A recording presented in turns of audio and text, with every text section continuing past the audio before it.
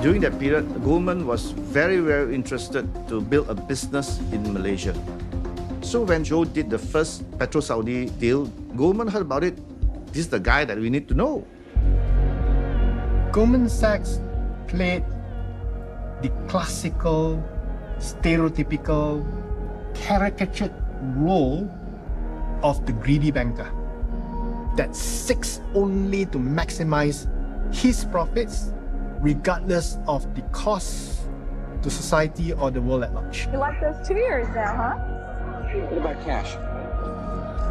Cash, cash, cash. Institutionally at Goldman Sachs, bad for the client isn't a phrase. All right, we have a 24 bid now for 12s and 13. Institutionally at Goldman Sachs is it good for Goldman? Well, we wanted the funds for one MDB. And as you know, you were rather, in a way seduced by the name of Goldman Sachs. You think Goldman Sachs is the gold standard of investment bank. You never imagined that they would do something nefarious, so something illicit or something unethical.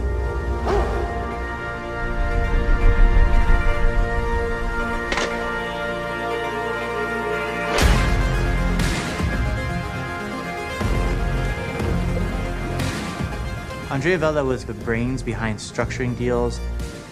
Vella had this history of arranging deals that could sound good in a presentation, but in reality, they were geared towards making Goldman Sachs a lot of money, sometimes at the downside of the client.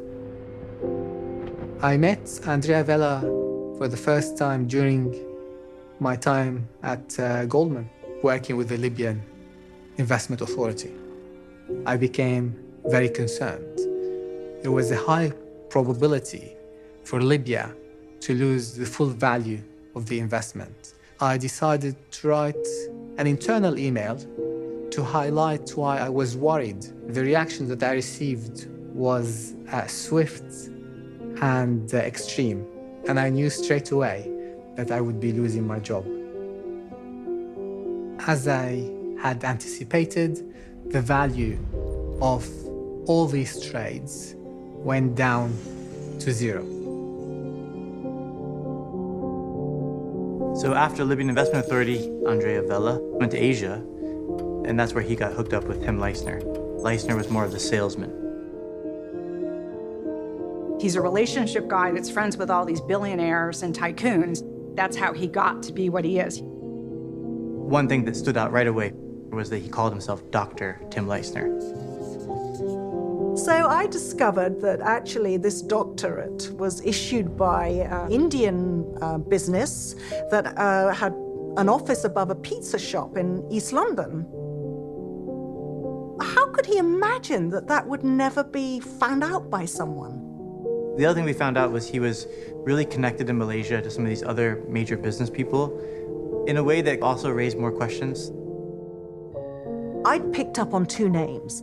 There was Roger Ng, who had come from Deutsche Bank, and with all his political connections, come over to Goldman Sachs and was known to be working hand in glove with this bright star party guy, Tim Leissner.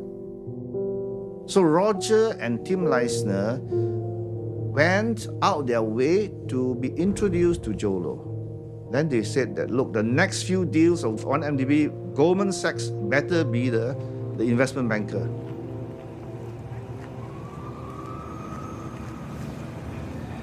Goldman is the 400-pound gorilla of Wall Street.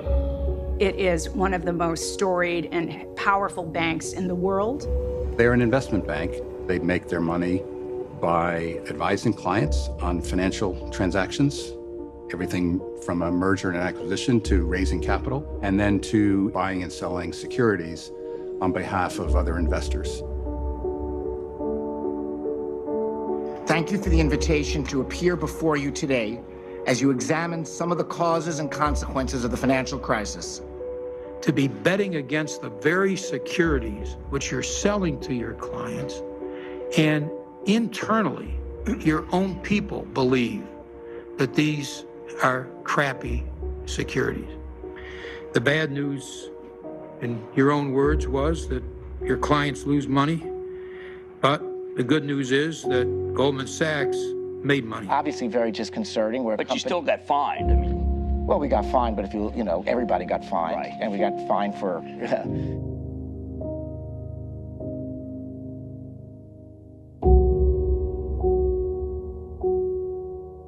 To my knowledge, none of the directors lost their jobs. It was sort of a reset, and on we go. Sorry about that. We promise we won't do it again. After the financial crisis, they went around the world looking for other, essentially, rubes to take advantage of, because they had already done it with the American people, and now they went looking for other people to do bad deals with. They wanted to do sovereign wealth transactions for Malaysia, but Malaysia, as a developing country, didn't have the financial wherewithal to do it.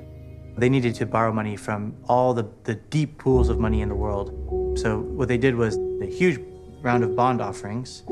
These looked good because they were issued by Malaysia, they were backed by Abu Dhabi, so there's two sovereign nations with a lot of money behind these. Goldman Sachs underwrote 3 different bond issuances in a total amount of $6.5 billion.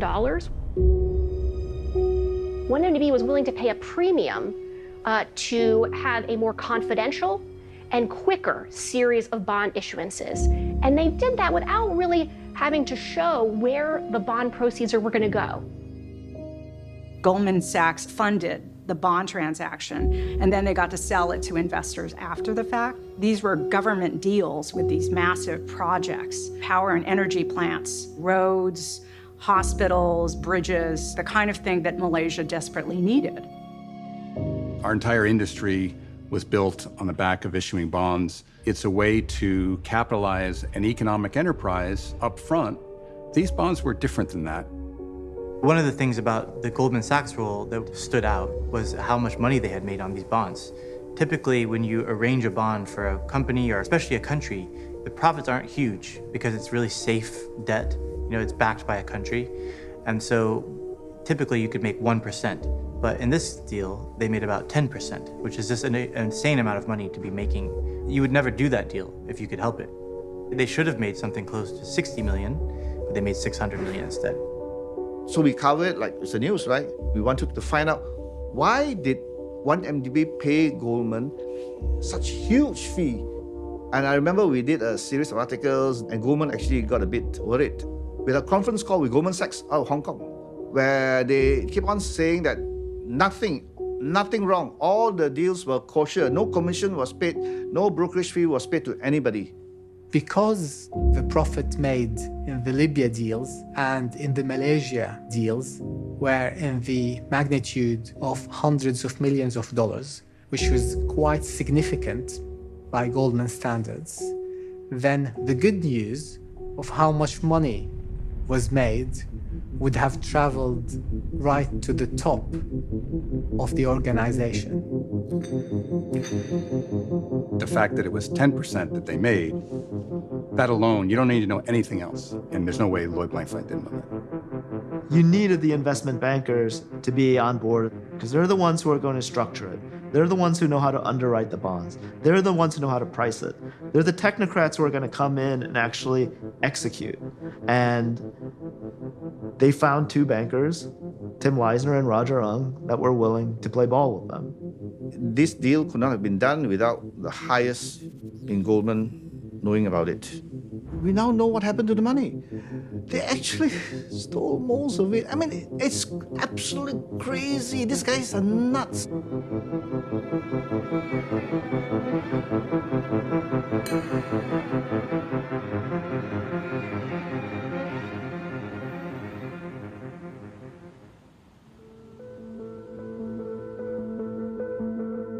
A very good friend of mine in the FBI was our legal attaché in Kuala Lumpur.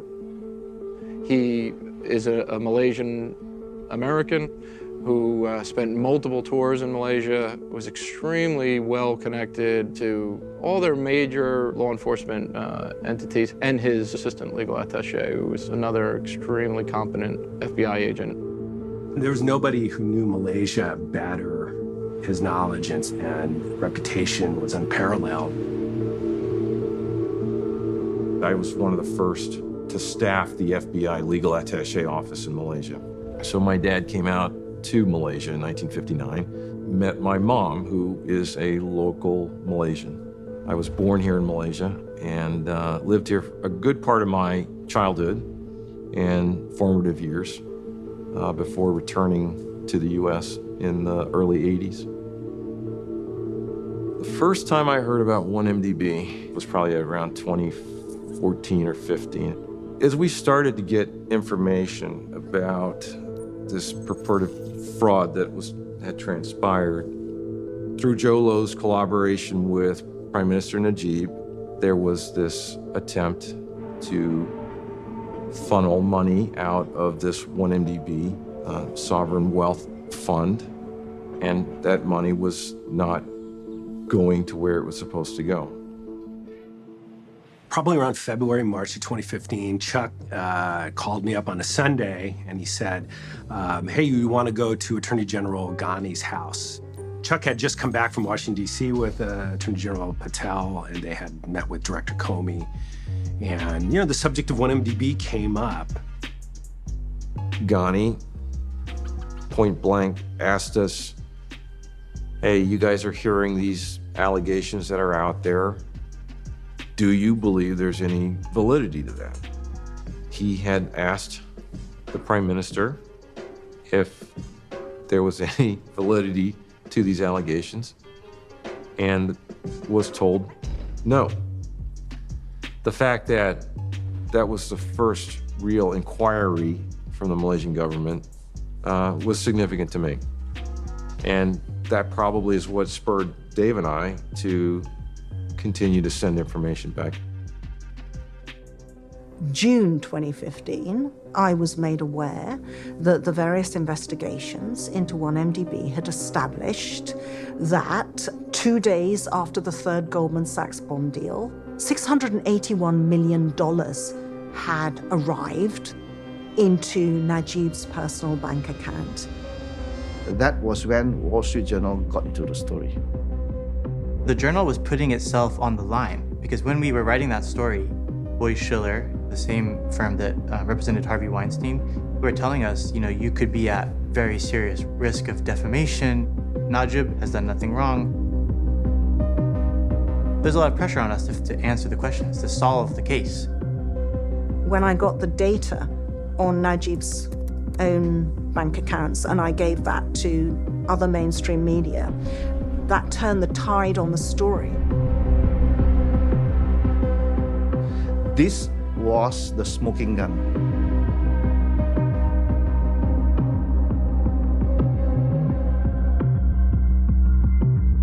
$681 million went into Najib's account. It's not often that a prime minister gets $681 million transferred into his account. So that was a dynamite story.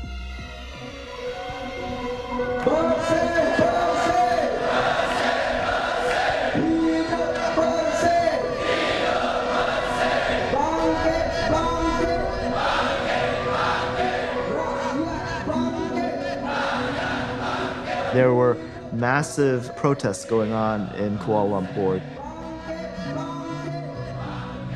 They were called the Bersih protests. The 1 Malaysia DB, the 2.6 billion. Where's the answer? We want the answer. We need a clean government. The streets in Kuala Lumpur were just packed. When Najib claimed that the $681 million that suddenly showed up in his bank account was a gift from a Saudi prince, it's very hard to suppress your laughter, let's put it that way. Who in their right mind would give you $681 million into your personal private bank account with no strings attached? I was shocked at kind of how brazen that was. It was pretty obvious that this was related to 1MDB. My stories had the main effect of unleashing domestic investigations in Malaysia. The financial intelligence unit here said, will you help us on this case? And I was like, sure, whatever we can do. Najib had reluctantly allowed these to go into operation until those investigations started to deliver some extremely interesting information. Clearly, this fraud had touched on U.S. territory, making it under FBI jurisdiction to investigate. All roads And the allegations led back to the Prime Minister, Dato Sri Najib, in collaboration with Joe Low, mastermind of the fraud. That was the one and only meeting of that little task force. A couple weeks later was Night of the Long Knives. At that time, there were a lot of rumors that they were going to arrest and charge Najib. I received an anonymously sent document. It was the arrest warrant for Najib Razak. So I bit the bullet and I published it. And that was when everything went wild. Malaysian police raided the Attorney General's office, took into custody, and disbanded that special task force, and even took away some of their case files. I arrived that day and the elevator opened and it was pandemonium. I mean, there were people everywhere. And then I went back to the embassy and subsequently heard that Ghani had been retired. And that was the end of that task force and end of our overt cooperation. He removed the Attorney General and he suspended the age. We are very disappointed with the decision of the KDN. What is their motivation? That's something for them, for other people to answer. I have the honor of being the person most litigated against by the sitting Prime Minister. The Malaysians had true institutions that were doing their job. Najib decided to sever that independence. So all the institutions that should have been able to act as a check and balance were immediately destroyed.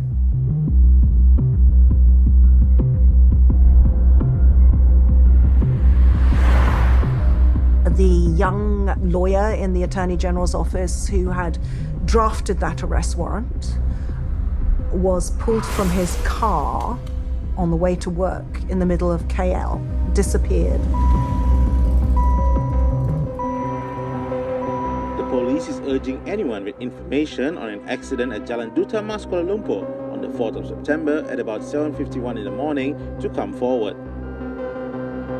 So is Moray still a missing person? There are some reports Still that a missing person. A car resembling his was found right here. The whole area was strewn with melted items from the car, a possible indication of how big the fire was.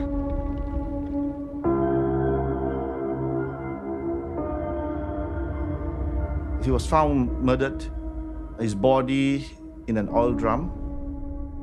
It succeeded in terrifying everyone. Every white-collar bureaucrat in Malaysia got the message. You move against Najib, and that's what's going to happen to you.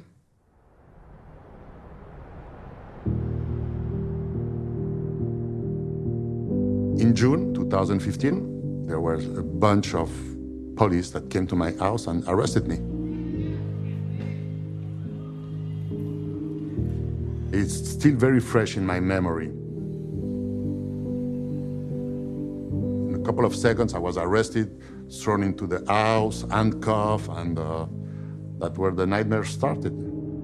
Clearly, this was orchestrated by Najib and Jolo and their contacts in Thailand. Xavier was horrifyingly thrown into jail. He was treated like a terrorist. He was then forced to sign a confession. Petro Saudi, mainly Patrick Mahoney, were threatening my wife, saying, I will probably disappear and she will be arrested and my son will end up in the Thai orphanage. I had no options. I mean, it's either that and you die or you do whatever they want. So I choose the only option I had. So yes, give me the paper, I will sign whatever you want. You want me to confess that I killed Kennedy, I will confess it. I just want to end this nightmare. The story that they wanted is that I stole the data. I discovered later why, because by stealing the data, they wanted to have that not receivable in a court of justice. They wanted me to say that I cooperated with the journalist, Claire Castle-Brown and The Edge, in order to overthrow a legit government, that we tampered with the data, and that's what I wrote. I spent 547 days in jail.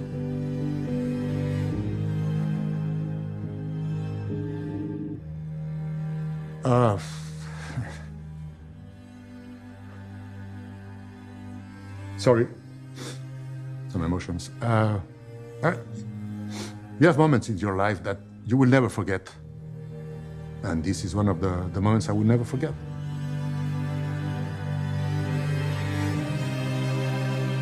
I was branded an enemy of Malaysia by Najib. A request was made to Interpol by Malaysia to put me on their red notice list to be arrested at any point as a terrorist for activities detrimental to democracy, as they put it.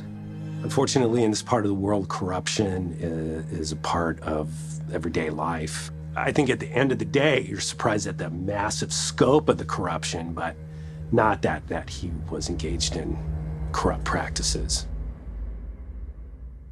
Malaysia was always an autocratic regime with a velvet glove. At this point, Najib took off the velvet glove. He was desperate. We were reaching the end game, and he was struggling to survive. You know, a major shakeup in the Malaysian government based primarily on a U.S. investigation was extremely tense, and there was a lot of pressure being applied on people in the embassy to just go away, you know, and stop investigating this. The events following the Night of the Long Knives changed the atmosphere in Malaysia. What that was designed to do was send a clear message, and that objective was achieved.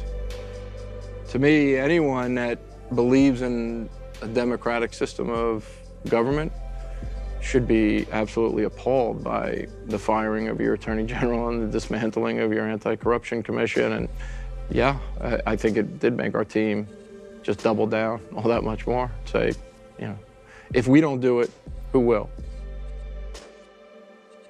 Now our strategy changes to, we have our own investigation. We're trying to enlist assistance from the Malaysians to support our investigation. Chuck and I both agreed that we were going to continue to do what we could, but it would be much more covert. We'd have to watch what we did and who we spoke with. Did someone leak to you the warrant for your arrest before the Night of the Long Knives? Yes, there were leaks. There were leaks, but you know, such things hard to keep a lid on it. There are too many people involved in it. So just to reassert this, you knew that there was a pending. There could have been. There could have been. I didn't know for sure. There could have been. But you had a strong suspicion. I was given the transcript. Yes.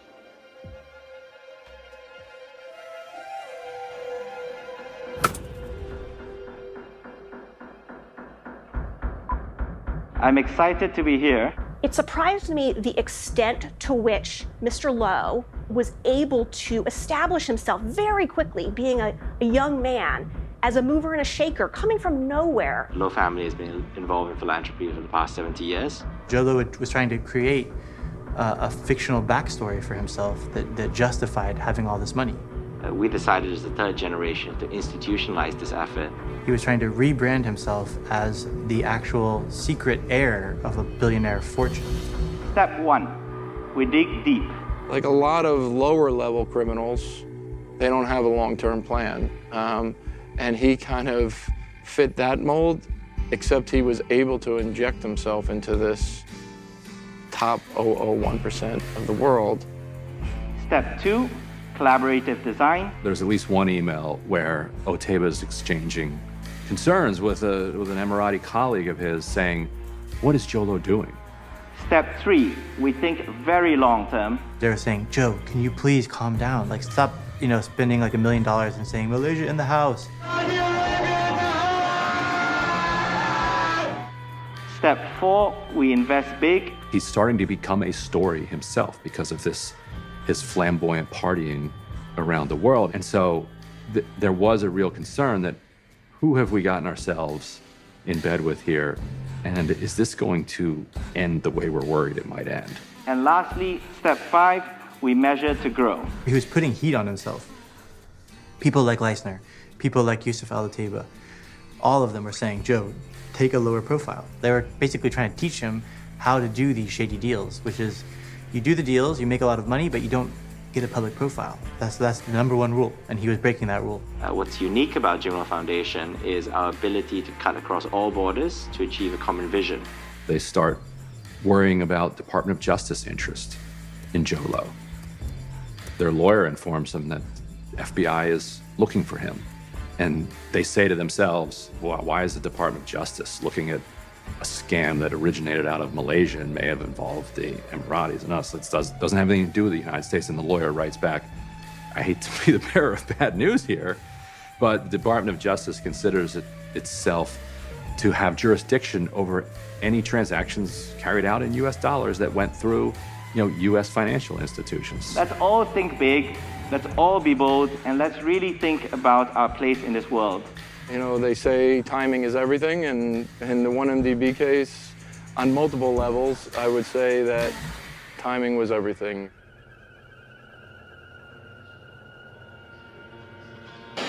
There is no movement for changing the government. I don't see that. He was in total control again. Just when people thought that he was going to fall, the $681 million US dollar that went into his account, how he's going to explain it, right? And he was going to be charged. But all of a sudden, he just came back. He removed those who were making a move against him. He suspended us. And then he was totally in charge.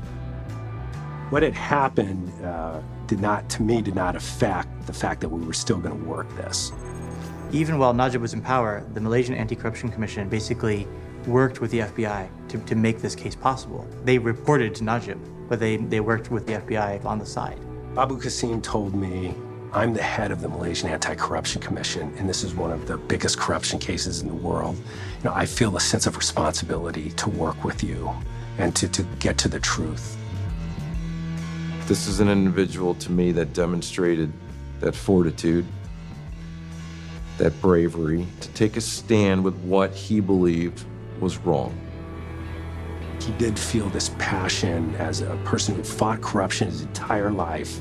Ultimately, it ended his career. Semoga dapat diteruskan mimpi kita untuk melihat negara ini bebas daripada rasuah.